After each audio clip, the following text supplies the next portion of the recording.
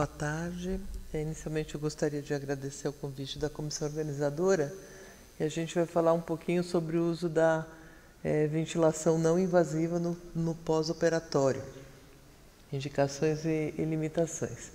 Então, a ventilação não invasiva, ela consiste no acoplamento de uma máscara ao rosto de um paciente. Essa máscara pode ser nasal ou facial, acoplada a um ventilador mecânico que vai compensar vazamento, tem um barulho aí, né? E gerar uma pressão positiva na via aérea. E com isso, se o paciente estiver aqui respirando espontaneamente Tem um barulho, né? Sou eu que estou ocasionando esse barulho? Da outra vez foi meu óculos que tem um ímã. Deixa eu ver se é isso. É que eu lembrei. Uma vez começou a fazer barulho, era o ímã do óculos. Melhorou? Se você ficar respirando espontaneamente, mesmo com o auxílio da máscara, em 0 de pressão, você vai estar respirando espontaneamente. E como modalidade, se eu só pressurizar a via aérea e mantiver o paciente respirando espontaneamente, ele vai estar ventilando em CPAP, quer dizer, você só vai estar melhorando a oxigenação, não vai estar auxiliando muito a ventilação. E você pode colocar no modo BiPAP, onde você vai colocar um delta de pressão inspiratória e manter a pressão positiva expiratória, e com isso você vai ajudar o paciente a ventilar e oxigenar. Então, o CPAP a gente utiliza normalmente quando o paciente tem problema de via aérea, apneia do sono, só para abrir a via aérea. Então, ele vai abrir a via aérea.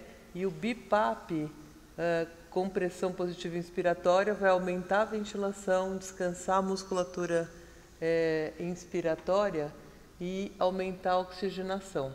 Então, no paciente clínico, a não invasiva ela é utilizada principalmente como preventiva. Então, a gente pode usar como facilitadora, preventiva e curativa. A facilitadora é aquela não invasiva que você coloca em pacientes DPOCs, mesmo que não passe no TRE, você coloca o DPOC, tem uma evidência forte que facilita o desmame. A preventiva a gente utiliza em pacientes idosos, cardiopatas, DPOCs, pacientes com neuropatia, pacientes que ficaram mais de 72 horas em ventilação mecânica e pacientes que tenham fraqueza muscular ou algum processo neuromuscular, para você facilitar o desmame com uma evidência que você diminui a reintubação. E como curativa, no paciente clínico, ela não tem indicação. Tem um trabalho de 2004 do New England Journal, do grupo do Dr. Andrés Esteban, que mostrou que até você pode aumentar a mortalidade se você usar não invasiva depois do desmame. Coisa que no paciente cirúrgico acabou de sair um trabalho que eu vou detalhar, que você deve utilizar nas insuficiências respiratórias hipoxêmicas. Então, por que eu coloquei esse slide aqui? Porque ventilação não invasiva é uma coisa ampla. Você pode usar uma máscara facial ou nasal, ou só um prong. Você pode usar CPAP ou BiPAP. E o BiPAP ele pode ser ajustado de diversas formas. Então, a melhor forma é você colocar um delta de pressão baixo, com volume corrente até de 6 ml por quilo de peso predito. E, teoricamente, a pressão expiratória tem que ser ajustada. Não colocar assim 10, 5, ajustada para você manter uma boa saturação e conseguir baixar a fração inspirada de oxigênio o melhor possível para aquele paciente. Então, visto isso, vamos dar uma olhadinha o que tem de evidência no paciente cirúrgico em pós-operatório. Então, esse trabalho de 2010, eu vou mostrar só os trabalhos randomizados controlados, das séries de caso, que aí a evidência não é forte. Eu selecionei mais os randomizados e controlados e vou detalhar um trabalho que acabou de sair no JAMA, em insuficiência respiratória hipoxêmica no pós-operatório, que vale a pena, porque é um trabalho metodologicamente bem feito e uma evidência forte do pessoal da França, lá do Sami Jaber. Então, esse trabalho é um trabalho que foi analisado 40 pacientes obesos, depois de cirurgia bariátrica, então obeso mórbido, e com apneia do sono. Então, uma população bem específica que mostra que se você randomizar. Ele randomizou 20 pacientes para máscara de oxigênio e 20 pacientes para ventilação não invasiva com 2 níveis de pressão, para você melhorar a ventilação e manter uma pressão positiva para manter a via aérea aberta. Nessa população de pacientes pós-cirurgia bariátrica e com apneia do sono, o uso da ventilação não invasiva fez com que o paciente perdesse menos função pulmonar, avaliada nesse caso através da capacidade vital forçada.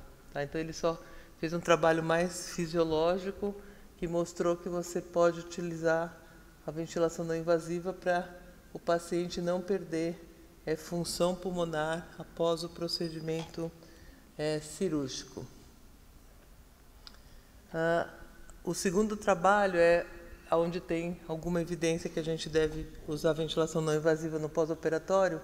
São pacientes que foram submetidos à cirurgia cardiotorácica, principalmente revascularização e troca de válvula. E esse trabalho é de 2009, foi publicado no CHEST. Ele avaliou 468 pacientes pós-cirurgia cardíaca, né, revascularização e válvula, e ele randomizou metade dos pacientes para utilização de máscara de oxigênio e metade para CPAP nasal por mais de 6 horas. Então, outra coisa que os trabalhos variam é o tempo que você deixa a não invasiva no pós-operatório. Aqui é CPAP só por mais de 6 horas. Então, o que ele mostrou? Se você pegar o paciente em pós-operatório de cirurgia cardíaca e deixar pós-extubação num CPAP nasal por mais de 6 horas, esse paciente vai evoluir com menos hipoxemia, menos pneumonia, e aqui ele já mostra uma menor taxa de reintubação em comparação com a máscara de oxigênio, sem mudança na mortalidade. Tá? Então, se a gente for avaliar a literatura, tem uma recomendação de se usar CPAP em pós-operatório de cirurgia cardíaca, com o sentido de você evitar ter menos infecção e menos reintubação. Esse trabalho seguinte agora vai ser em pacientes pulmonares crônicos, que é uma população bastante específica, os DPOCs, fumantes, bronquíticos ou enfisematosos, que foram submetidos à lobectomia, ressecção pulmonar. Então, essa é uma outra população que a medicina baseada em evidências sugere que você use a ventilação não invasiva. E esse trabalho que saiu no Intensive Care Medicine em 2014, o autor ele randomizou 360 pacientes pós-cirurgia de lobectomia, ressecção pulmonar, nessa população específica de pacientes DPOCs, e ele randomizou metade da população para usar só uma máscara de oxigênio no pós-operatório da ressecção pulmonar e a outra metade para usar BiPAP, ventilação não invasiva com 2 níveis de pressão, por 48 horas pós-cirurgia. E o que ele mostrou? Que esse grupo apresentou uma diminuição de insuficiência respiratória aguda pós-operatória sem mudança na mortalidade. Então, a gente costuma utilizar na prática pós-ressecção pulmonar na população de DPOCs, utilizar BiPAP para evitar que eles evoluem com insuficiência respiratória após a ressecção do lobo pulmonar, principalmente em cirurgias oncológicas para ressecção de tumores. E cirurgia abdominal? Então, de cirurgia abdominal, tem essa revisão sistemática de 2015 e só são encontrados 2 trabalhos na literatura randomizados e controlados que somam, é um trabalho italiano do grupo do professor Marco Ranieri, lá de Turim, e um outro trabalho oriundo da China. E juntando os 2 trabalhos, são 2 trabalhos randomizados, mas com uma população de 269 pacientes. Um tem 104 pacientes e outro o restante dos pacientes. O primeiro trabalho, o trabalho italiano, ele utiliza CPAP de 10 no pós-operatório de cirurgia abdominal alta. E o trabalho chinês, eles usam ventilação não invasiva com 2 níveis de pressão. Juntando os 2 trabalhos, ele percebe que no pós-operatório de cirurgia abdominal alta, se você utilizar CPAP ou não invasiva, você diminui a reintubação pós a cirurgia abdominal alta, e isso com risco relativo de 0,25, com intervalo de confiança de 0,08 a 0,83. Então, é um resultado bom para a cirurgia abdominal alta. Você diminui o tempo de internação dentro da UTI, mas não há diferença no tempo de internação hospitalar ou na mortalidade desse paciente. Então, agora, nesses 9 minutos restantes, a gente vai ver com detalhes o trabalho que é o trabalho metodologicamente melhor, que acabou de sair agora em março de 2016 no JAMA.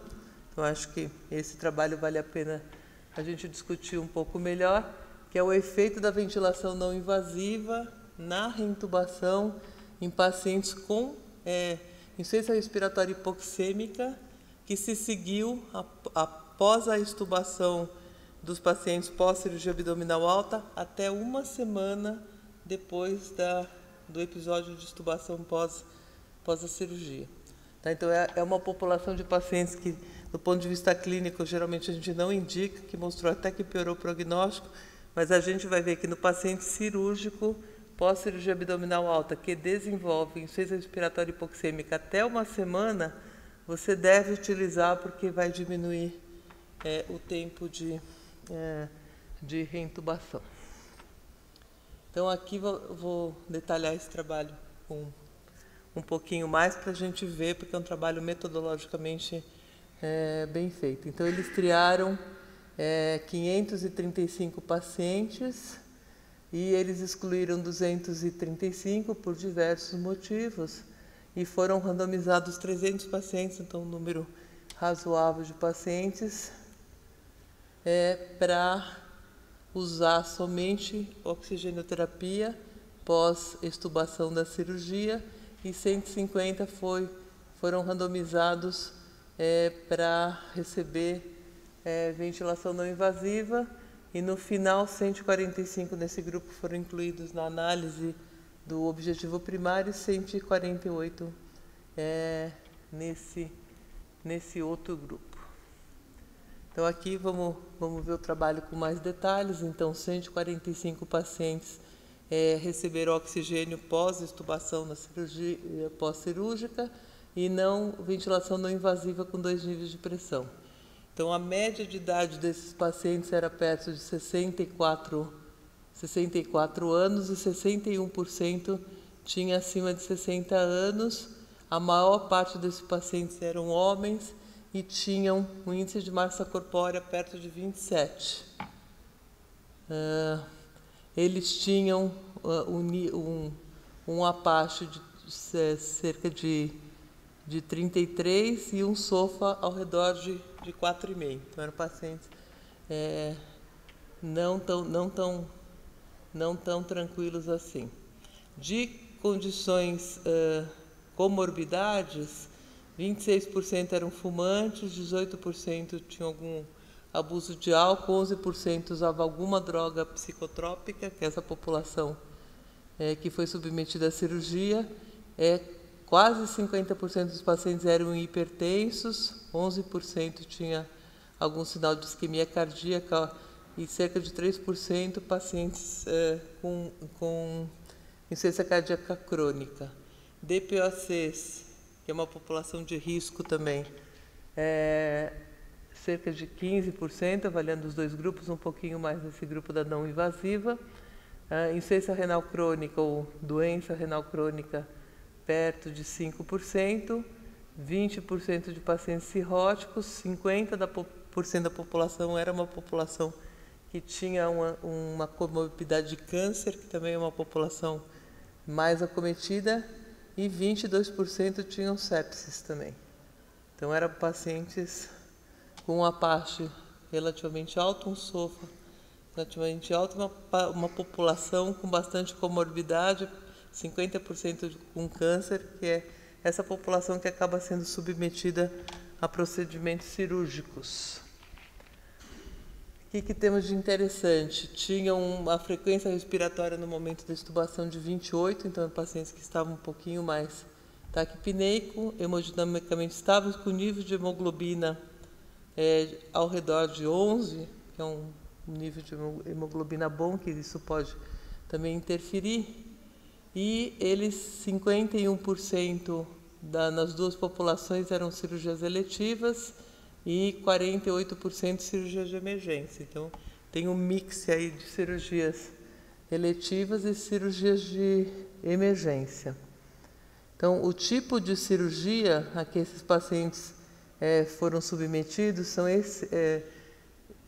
essas cirurgias, então, ressecção de fígado, ressecção coloretal, gastrectomia, só para a gente ter uma ideia da população. Pacientes com esofagectomia foram incluídos, tá? Tem um estudo inglês com 40 pacientes randomizados, porque sempre é uma dúvida se deve usar não invasiva pós-esofagectomia, e nesse estudo inglês com 40 pacientes, 20 usaram não invasiva e 10 usaram oxigênio. Os pacientes que usaram não invasiva foram melhor, com menos fístula esofágica do que os pacientes que não usaram. Então, você pode usar a não invasiva até esofagectomia, pancreato do adenectomia e outros procedimentos. O tipo de cirurgia também é uma coisa que conta nesses trabalhos, cirurgias verticais em 60% dos pacientes e transversas em 31% e laparoscópicas só 11% desse paciente. E tem uma porcentagem que fez tanto toracotomia como laparotomia, mas só foi cerca de 3%, 2 a 5% desses pacientes. Então, o que aconteceu com esses pacientes? Então, aqui a duração do procedimento cirúrgico foi cerca de 4 horas, estubados antes de 6 horas do fim da cirurgia, 60% dos pacientes, e eles desenvolveram a insuficiência respiratória cerca de 2,5 dias pós o término da cirurgia. As complicações pulmonares mais frequentes são as de sempre: atelectasia, muita secreção, pneumonia em 20% desses pacientes, edema pulmonar, derrame pleural e 7% de embolia. E a gasometria dos pacientes estavam com pH bom, uma relação PO2-FO2 perto de 200, então uma insuficiência respiratória moderada, eles tinham o CO2 em níveis razoáveis. Então, o que aconteceu? O endpoint primário, que foi reintubação, o grupo que usou não invasiva reintubou 33%, acho que por causa da característica da população, e o grupo do oxigênio 45%, isso foi significante. Eles tiveram menos infecção, pneumonia no dia 7, mas não tiveram diferença em termos de mortalidade. Dias em ventilação invasiva teve diferença, assim como dias livres de ventilação mecânica. E dias de hospital até os 90 dias, isso só vale para os que sobreviveram, também foi diferente. Então, aqui para a gente ver os gráficos que são interessantes, né? Aqui a reintubação, quem usou oxigênio, só oxigênio, foi reintubado mais do que quem usou a não invasiva no pós-operatório, isso foi significante. Entretanto, a sobrevida, apesar da não invasiva ter uma tendência a sobreviver mais, não foi significante. Então, finalizando, a ventilação mecânica não invasiva no pós-operatório, ela tem alguma evidência na literatura através de estudos randomizados, mas com um pequeno número de pacientes, como profilática em pós-operatório de cirurgia cardíaca torácica e bariátrica, especialmente na população com apneia do sono. E pós-cirurgia abdominal tem aqueles 269 pacientes que usaram profilaticamente, e tem esse estudo com 300 pacientes que usou como curativo. Quer dizer, você usa depois que desenvolve a insuficiência respiratória e evitou reintubação e um menor número de infecções, apesar de não ter mudado a mortalidade. Obrigada.